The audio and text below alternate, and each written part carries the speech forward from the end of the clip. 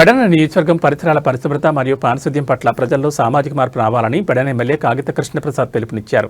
కూటమి ప్రభుత్వం ప్రతిష్టాత్మకంగా చేపట్టిన స్వర్ణాంధ్ర స్వచ్ఛాంధ్ర కార్యక్రమంలో భాగంగా శనివారం బట్టుమిల్లి మండల ప్రాథమిక ఆరోగ్య కేంద్రాన్ని నిర్వహించిన కార్యక్రమంలో ఆయన పాల్గొన్నారు.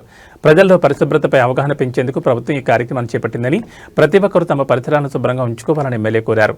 ఈ నెల 21వ తేదీన జరగనున్న పల్స్ పోలియో కార్యక్రమాన్ని విజయవంతంగా చేయాలని ప్రధానికానికి విజ్ఞప్తి చేశారు.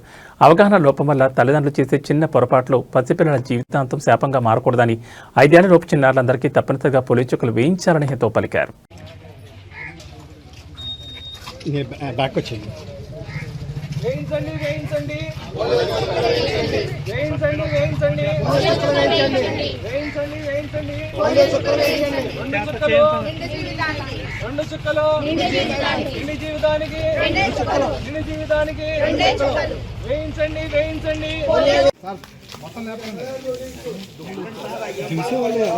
గౌరవం